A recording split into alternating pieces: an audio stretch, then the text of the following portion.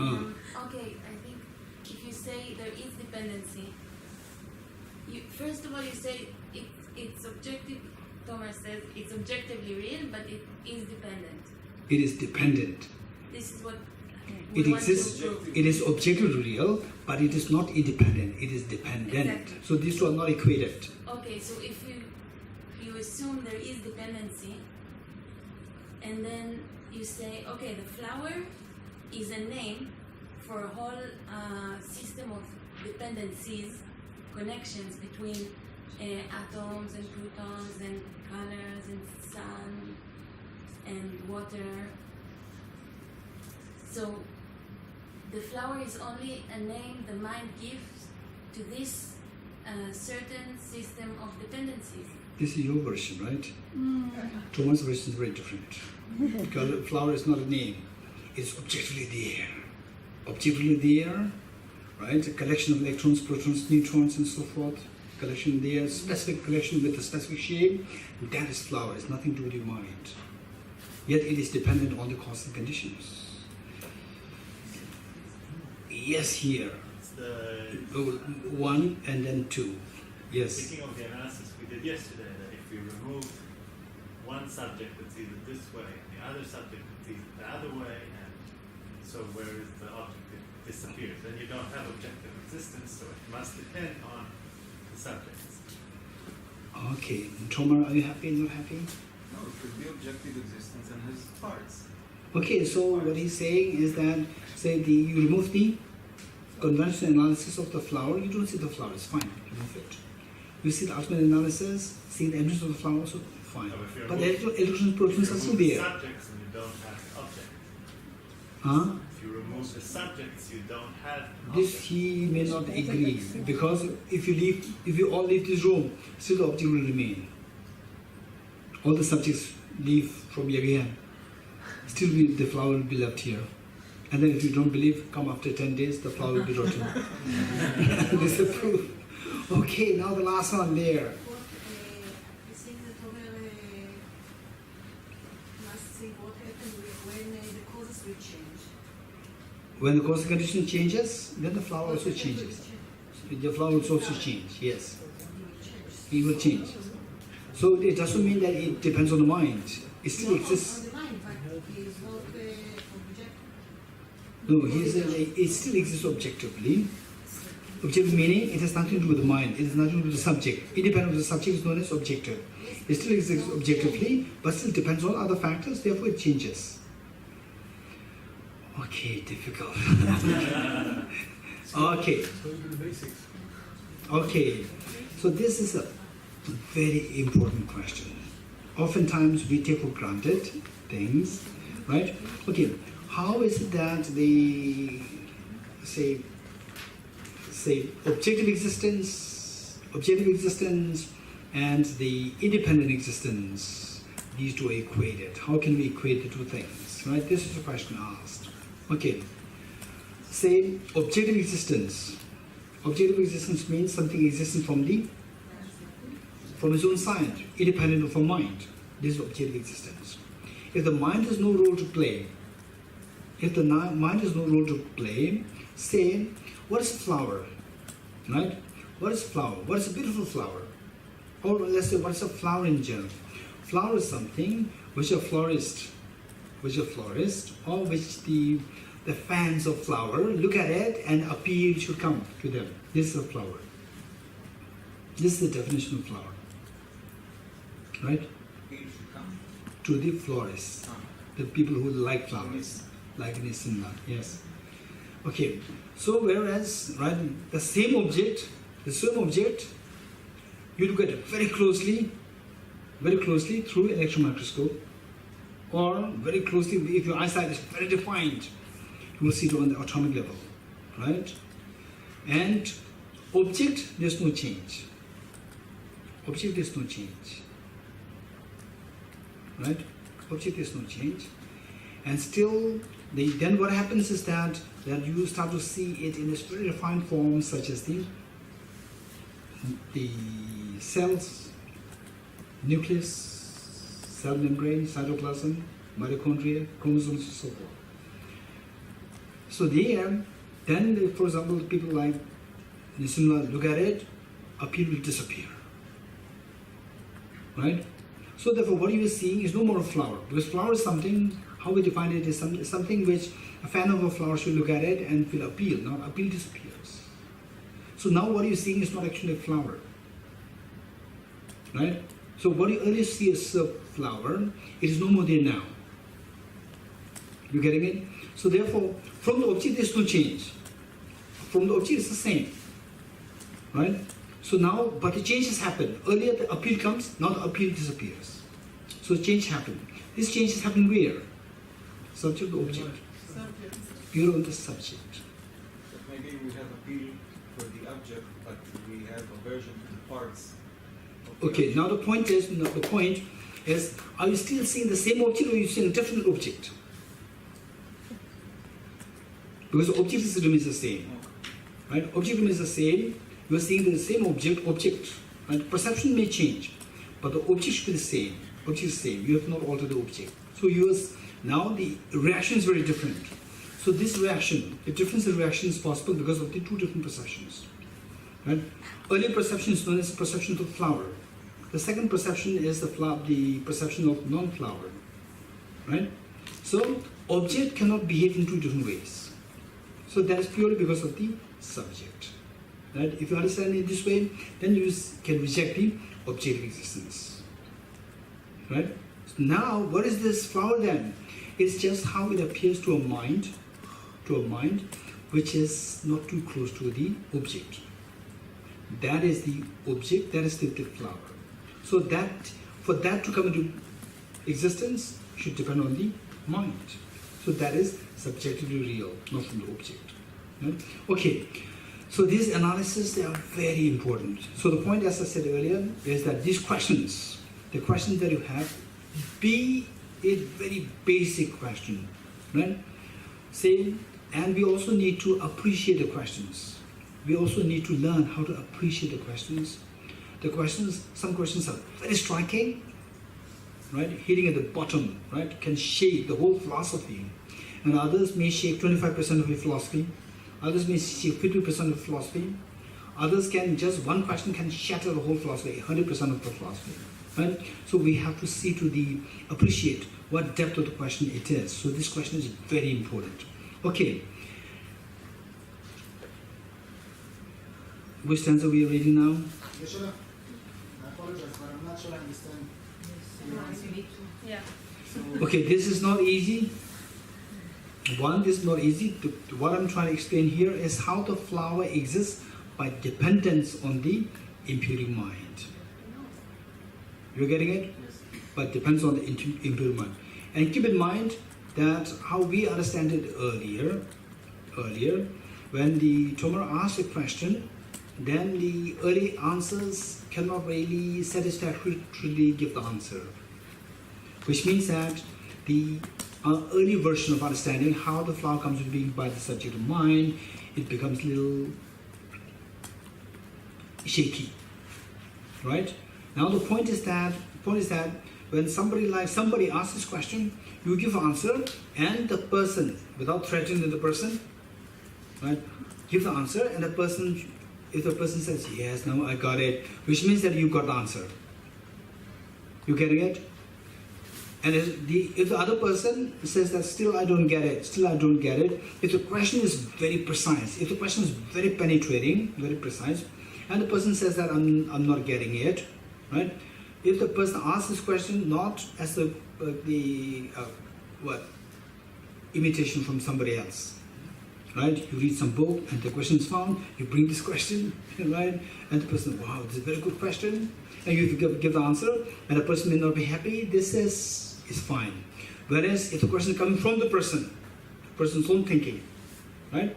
Then when the answer is given, if the person is not happy, means that your answer is not adequate.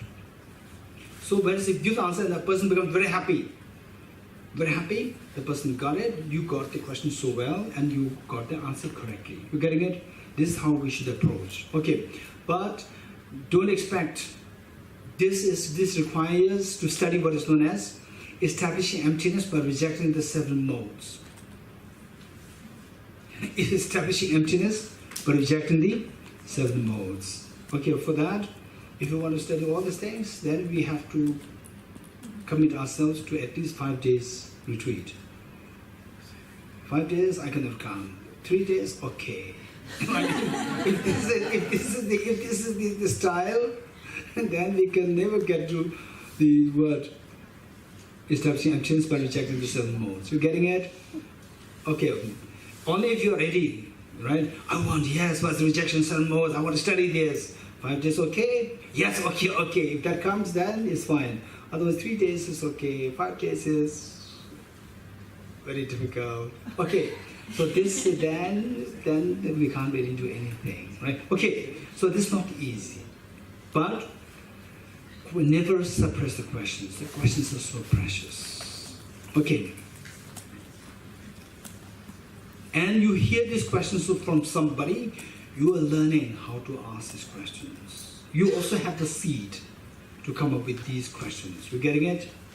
Okay. Which stanza we are reading now? Huh? 24. Okay. So with this stanza 23, what says is that what we are saying is that if something exists objectively, right? If something exists objectively, then if it exists, it should exist forever. Don't forget it. This is what we were discussing, we are talking.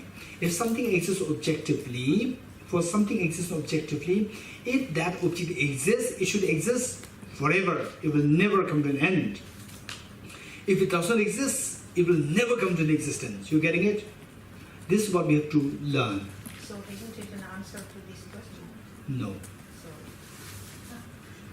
Okay, did you follow what I'm saying?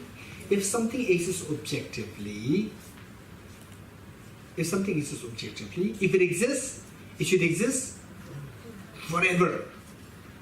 Because no factor can stop it from existing. If no factor stops it, it will continue to exist. This is like the law of inertia. Right?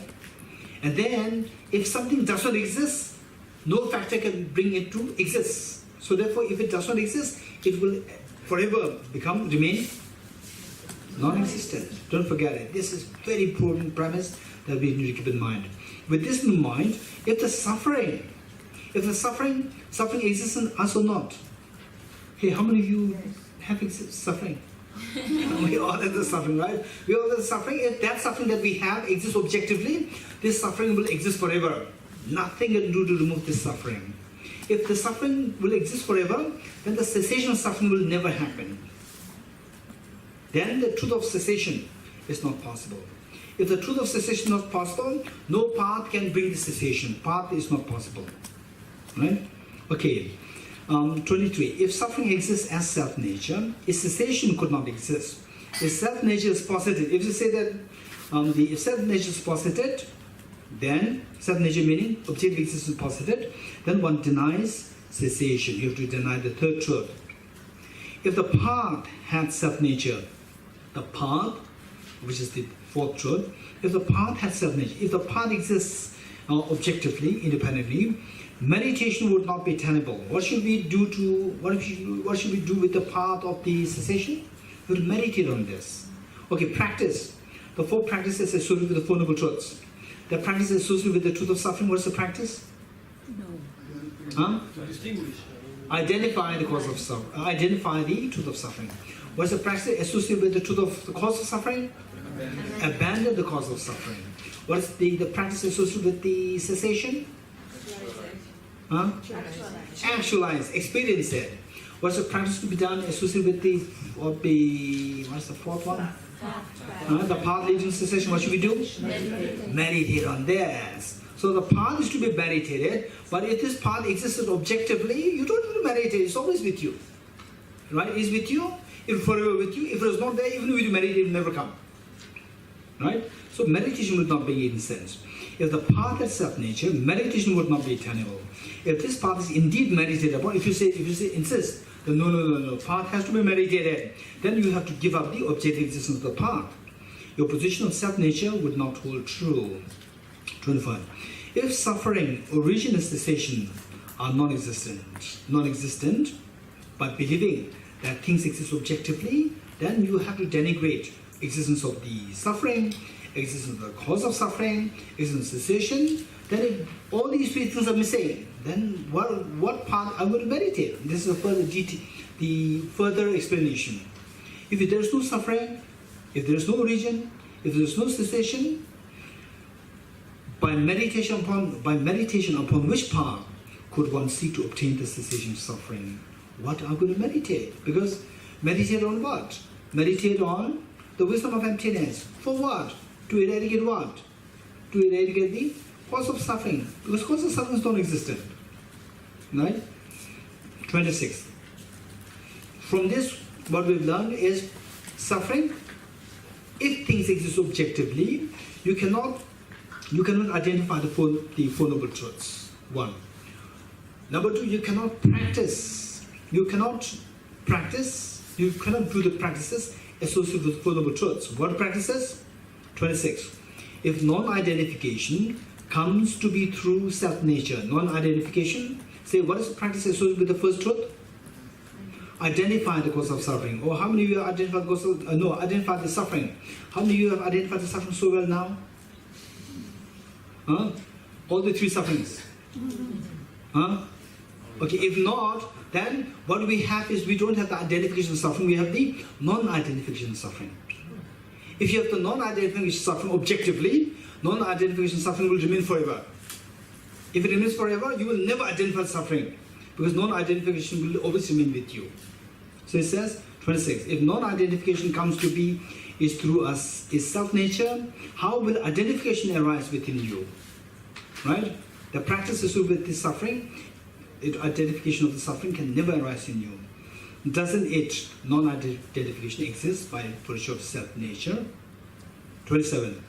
Just as identification of suffering is said to be unfeasible, abandoning what? Cause of suffering, then what is next? Actualizing of what? To the cessation of suffering, then the meditating or the path. So all these four of the Four Noble Truths, the meditating, the four practices, and along with the four truths, four practices and the four truths associated with the practices and Four Noble Truths would also be would not be possible for you. 28. For a propounder of a self-nature, since the fruits that through their self-nature are not attained. Okay, how many of you have attained the four fruits? Huh? How many of you have attained four fruits? By now, there must be something. Someone? Okay, if not, then you have what? You have the state of non-attainment of the fruits. Now, you have the non-attainment of fruits. If the non-attainment of the fruits is objectively real, then the non-attainment will remain forever. If you're forever, then even coming to Kippur's Yagahan to study emptiness, no point. Right? So this non-attainment of the fruits will remain forever. Right? Then, which means that nobody will have the fruits. If there's no fruits, then the four abiders and the four enterers of the four fruits, the 8 Sangha members will not be possible. 28. For a propounder of self-nature, since the fruits that through their self-nature are not attained, in what way could one attain them? Because if they are through self-nature, objectively, if they are not attained, they will also always remain unattained. So by whatever the power, the practice, you can not make it be achieved. 29. Without the fruits, there are no abiders of the fruits, nor the enterers. If the 8 kinds of persons did not exist, there would be no Sangha. Right? 30. From the non-existence of the Noble Truths, if the Four Noble Truths are non-existent, then the Dharma is non-existent. What is Dharma? Dharmam Sharanam Gacchami. What is the Dharma? The Noble Truth of the cessation suffering and the Noble Truth of the path leading to cessation. These two truths. 13. From the non-existence of the Noble Truths would follow the non-existence of the true Dharma.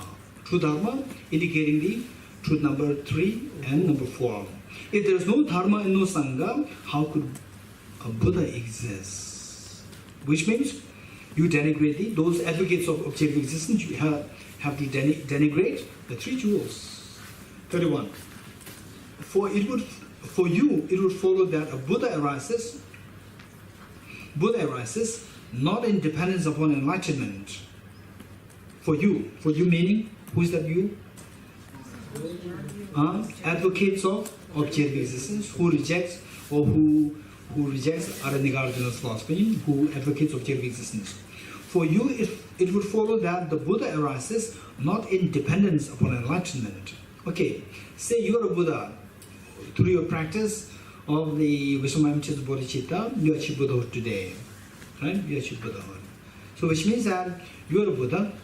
And why you are known as Buddha? Because you have the full enlightenment. But depends on your quality, you are described as a Buddha. Yes? Yeah? Yes. Because you are a Buddha, your quality is referred to as the Buddhahood. So these two are mutually dependent. So while these two are mutually dependent, whereas if you believe that the Buddha is something objectively real, then the Buddha should not depend on the enlightenment, quality of enlightenment. These two should be independent of each other. 31. For you, it would follow that a Buddha arises not in dependence upon enlightenment, and for you, enlightenment would arise not in dependence upon a Buddha. These two are mutually dependent. So you cannot posit the mutuality of dependence between these two things. 32. For you, in all those who are not Buddhas due to its self-nature, how many of you are Buddhas? How many of you are not Buddhas? Raise your hands. Right? So, if you are non-Buddhas by self-nature, objectively, then you will forever remain non-Buddhas. Okay, 32. For you, in all those who are not Buddhas due to his or her self-nature, enlightenment could not be achieved. You will never achieve enlightenment. Even through enlightened practices to obtain, however much you may put effort in the practices like bodhicitta, Vishwamayamcita, and so forth, you can never achieve enlightenment. If you being a non-Buddha exists objectively. 33. Moreover, one could never perform dharma and non-dharma actions. Dharma means virtuous actions. What do you mean virtuous actions? Any actions are virtuous actions only if it gives rise to a happiness, genuine happiness.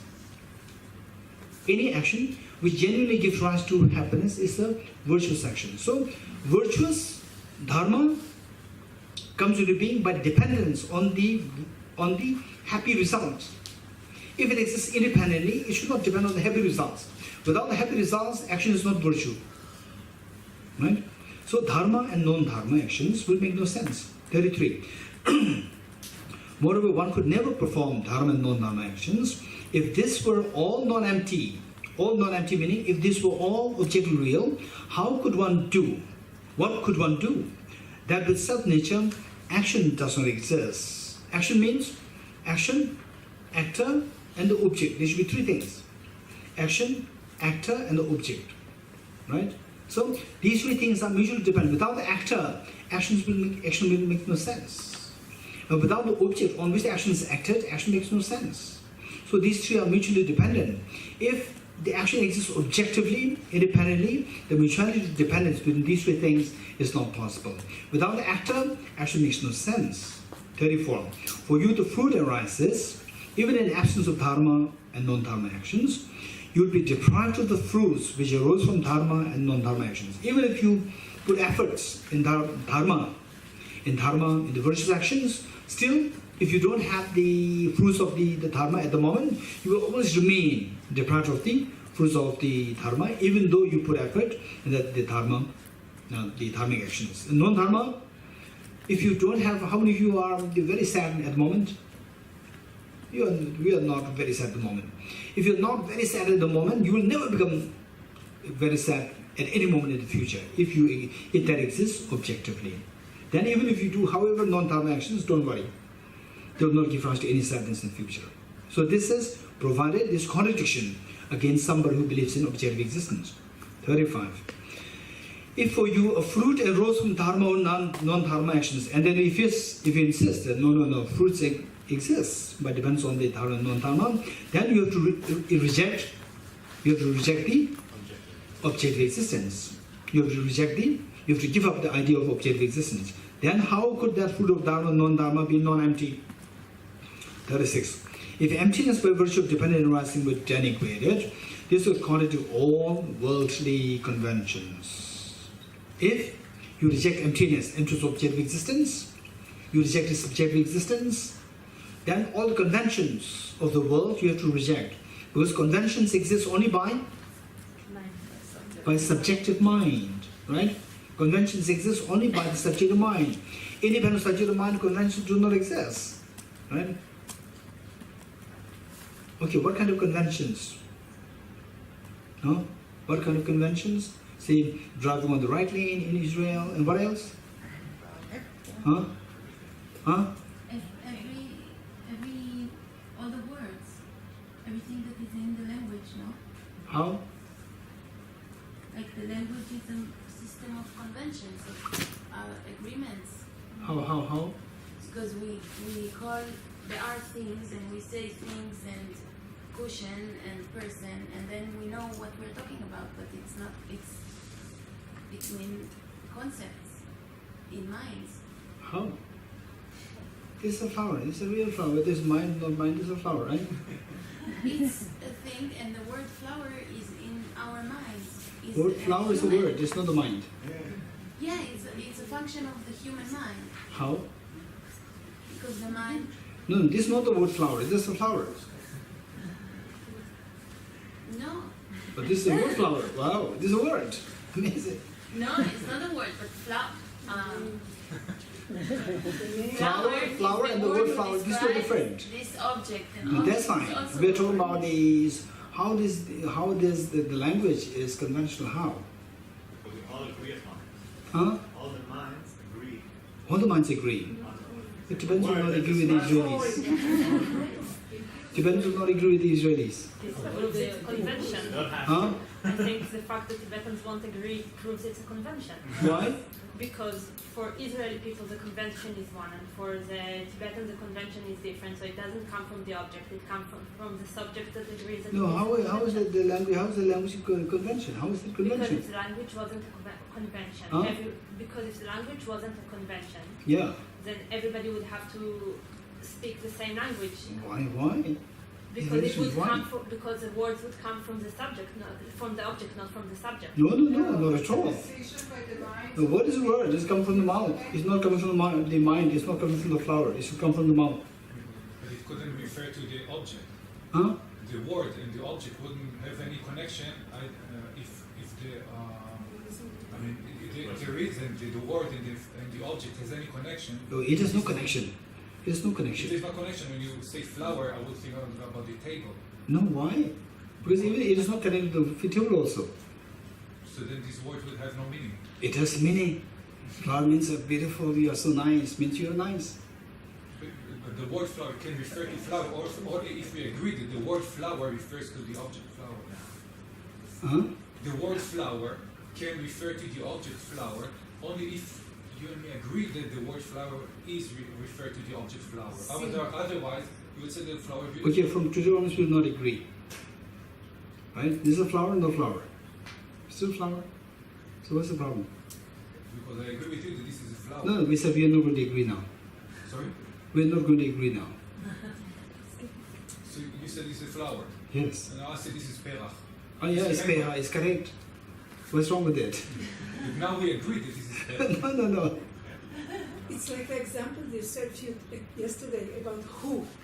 Who is a convention for some people, the world, human, and for others it's me, or so it's a group of people who have an agreement about a certain object and find some syllables to define it. Find some syllables too. To define a certain object, they have an agreement about it. I Tibetans see. have one agreement, Israelis have another agreement. Okay, how many of you are convinced that the language is just conventions?